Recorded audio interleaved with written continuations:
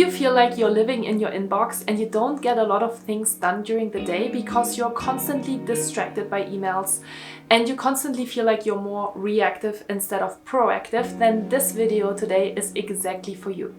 In today's video, I want to talk with you about how you can get your power back, how can you get your focus back, how can you get your attention back, and how can you get your work done instead of just doing other people's work. So I would say, let's get started. Hi, and welcome back to my YouTube channel. My name is Julia Arndt and I'm a peak performance coach and stress management trainer. And I love to talk about email management and inbox management. So I'm really excited that you are here today. If you have over thousands of emails in your inbox and you constantly feel overwhelmed and stressed by simply just looking in your inbox, then I'm really excited that you're here today because I want to teach you a couple of important tools and strategies on how you can really stay focused during the day, feel more productive, and not spend your entire day in your inbox. So with that said, I would say let's jump into the first tool that I want to share with you today.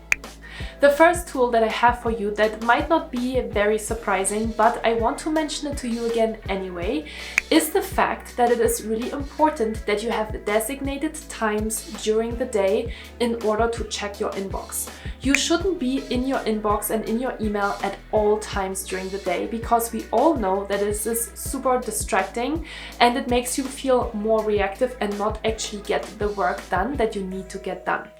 That is the reason why I highly encourage you to have designated times during the day. In the morning, in the evening, and maybe 1 or 2 times during the day where you are choosing to go into your inbox in order to check what is going on and if something requires your attention. What is really important to mention when you are starting to create designated times for yourself is that you're really strict with them, especially at the beginning. So make sure that you are sticking to your own rules because oftentimes we have a lot of good intentions, but then we don't really follow through with them. So create something that is realistic for you and test it out. I don't want you to set this super high expectation right now that you're going to have 3 designated times for 30 minutes every single day, Monday through Friday, and it is absolutely unrealistic because you've never tried that before and you know that you are easily distracted. So how are you going to switch from this one mode of operation to this completely new mode of operation? Oftentimes it is actually really powerful to just take really small steps. So don't try to do it all right now, right from the beginning, but start small. So it could be, for example, that you're just creating one space for a Monday where you just try it out and see how it makes you feel when you actually stick to this new rule that you're trying to create for yourself. So that is the first important thing. The second important thing is that when you are not in your designated inbox time, that you are actually closing your inbox tab. Yes, again, this probably doesn't come to you as a surprise. However, a lot of us are always having our inbox tab open at all times and it is super distracting because as soon as you see a little 1 or a little 2 in brackets behind your little tab that says inbox, you're going to be distracted and you're going to switch back into that and you're going to check that email. This is something that comes super automatic to us and we're not even really thinking about it anymore. So we have to kind of break that cycle. I know that for myself, if I am working on an important project, I get super easily distracted because obviously that project takes all of my focus and attention. And sometimes when I just think and my eyes wander towards other tabs and I see that little tool, I'm kind of curious, and I also know that there's a little dopamine rush that will hit me when I go into my inbox and I maybe reply or archive or delete an email. So make sure that you are closing your inbox tab. The second tool that I want to share with you in order to not work for your inbox is to clearly mark when you are available for meetings. So that requires 2 different things. Number 1, it is important that you're marking your own calendar when you have your designated email hours because that is just a good way to get started with that and have that reminder on your own calendar and to really treat that as a meeting with yourself because you would show up to other meetings with other people as well. So just treat yourself the same way. If you have a meeting with yourself where you're checking your inbox, make sure that you're really designating that time for that. Make sure that, again, at the beginning, you force yourself to do that, and then you will see that over time it might get a little bit easier. But it is really a forcing mechanism at the beginning, because as I said, it is automatic in our own behavior, and so sometimes it's kind of hard to break that cycle at the beginning. So force yourself. The second part is that it is important that you also mark your calendar clearly when you are available for meetings and when you're working on specific projects. There's a couple of really cool things that I saw people do in the past in order to manage their inbox. For example, there is something called Yesterbox, where people have decided to only respond to emails that they got yesterday. So they will designate their time for the day to go through the emails that they received yesterday, and they have a really clearly out of office responder that tells the recipient, hey, I'm going to get to your email tomorrow. And this is really powerful. So communication is incredibly important when we are talking about managing your inbox, because oftentimes we have that need and we feel like we have to respond to inquiries and we have to do it yesterday. However, it is really helpful to actually create these really clear expectations with your stakeholders, with your clients, with your colleagues, in order to say, hey, I actually have a system in place on how I am responding to emails, and here's how I'm operating. And then you are setting expectations, and obviously at that time it is really important that you stick to them. So if you, for example, choose to always just respond to emails that you received yesterday, then obviously you need to make sure that you're sticking to that as well. Because if you don't do that, if you either respond quicker than that, or if you take 48 hours to respond to emails instead of 24 hours, then people might have not really a good idea of how you're operating still, right? Because then they might start to get confused because your communication and the words that you say don't match your actions. And that is really important in a lot of different ways in your life. So that is really important. Another thing that I want to share with you that it can be really helpful to do in that kind of mark your calendar piece is that it's also really powerful to use a really clear email footer to communicate the things that I just mentioned to you. So no matter if you have an out of office responder that goes out every time a new email comes in, or if you have an email footer that clearly states when you are working, so Monday to Friday from 9 to 5, for example, Pacific time, and then you say what kind of expectations you have of people to respond to your emails, when you are responding to emails, etc., etc. So again, that can be really, really powerful in order to help people understand how to work with you. The next tip that I have for you is to manage your inbox.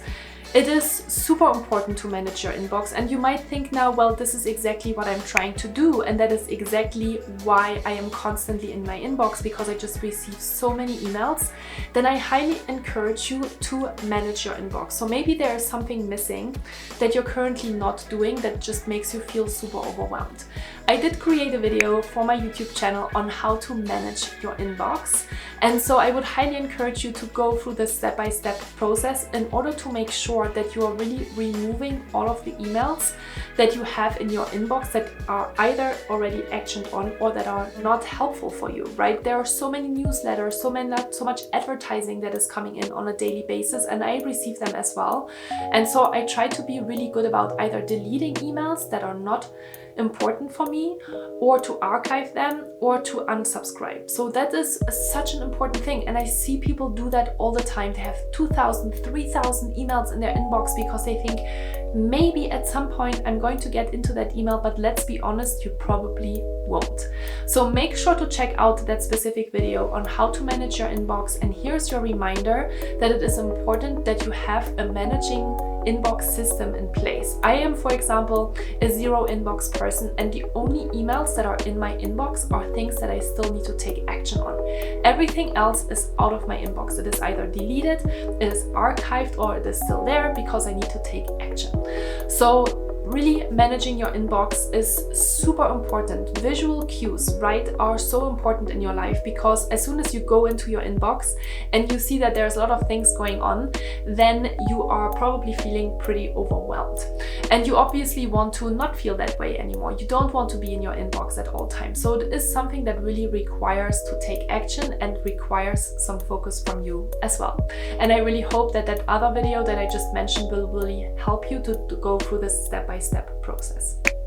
The next tool that I have for you, and that is probably one of the most important things when it comes to you don't work for your inbox kind of a thinking, is to change your mindset.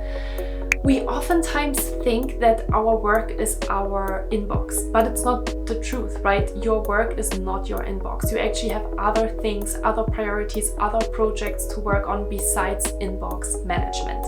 So it is really important to pause for a second and to ask yourself, why do you have the mindset that you always need to respond to emails? And oftentimes that is related to people pleasing. We like to please people and we like to be there for others. This is kind of a human social behavior. However, it is something that you just need to simply shift. And I know that, that sounds kind of easy, and I know it's much harder to do than to say. However, a shift in perspective is super powerful, and it is obviously possible that if you think in one way, you can also think in another way.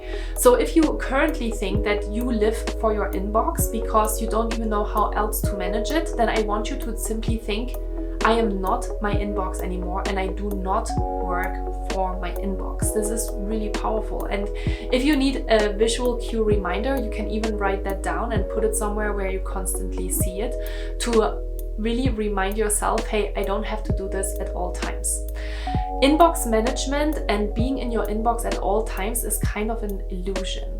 It is really important that you understand that oftentimes, responding to emails and being reactive like that is somehow maybe deeply rooted within you, that you want to please people and that it is easier maybe to take care of your inbox than to focus on these bigger projects.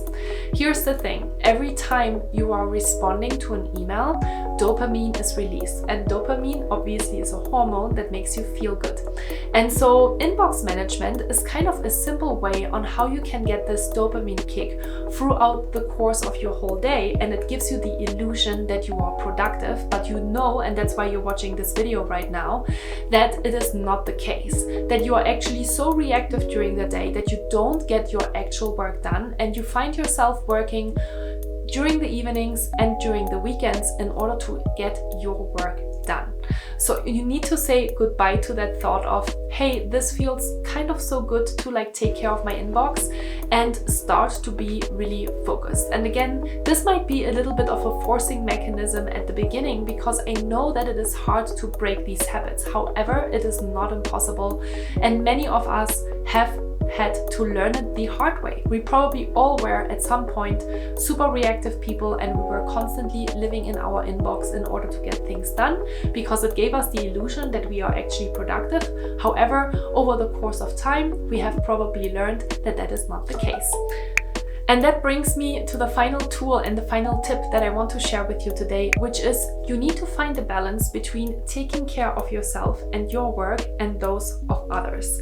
So all of the different tools that I just shared with you today are basically telling you that you need to set healthy boundaries when it comes to your work inbox, right? It is really important that you're creating some specific rules that say, this is what I do, this is how I operate, and that you are sticking to them yourself. Because again, if people learn that that's the way how you operate, they will totally accept that and respect it, because a lack of boundaries creates a lack of respect. And that's probably what happened over the course of the last maybe previous years that you were working at your company, or maybe creating your own business, that people just learned that you're always there for them, and you need to kind of shift that.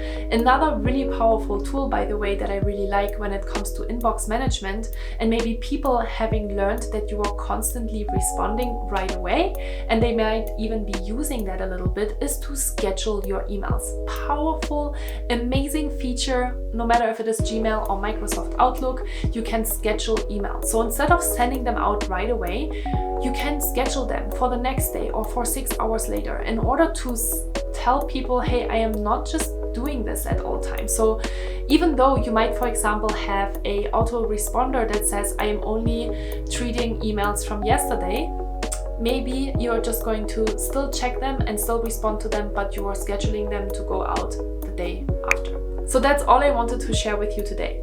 Make sure that you are communicating very clearly with the people around you how you start to manage your inbox, because that also helps you to create some sort of accountability that you're not always there for other people. I hope that you found one of these tools helpful and that one of these tools resonated with you. It doesn't have to be all of these different tools. The most important thing that you need to do in order to really take care of yourself and not work for your inbox anymore is to take action. Yes, surprise, surprise. I know that we know a lot of information, we have a lot of different tools and strategies at hand, but we don't really do it. And that makes the difference between the people that are actually good about managing their inbox and the people that are not. So I hope that you pick one thing and that you get started. If you have any questions for me, don't hesitate to leave me a comment down below. I would love to help you and I would love to hear from you. So don't hesitate to reach out. Give me a thumbs up if you liked this video, and I really do hope to see you in one of my next videos. No matter if it is the video about inbox management or maybe even setting boundaries. So take care of yourself and see you really soon.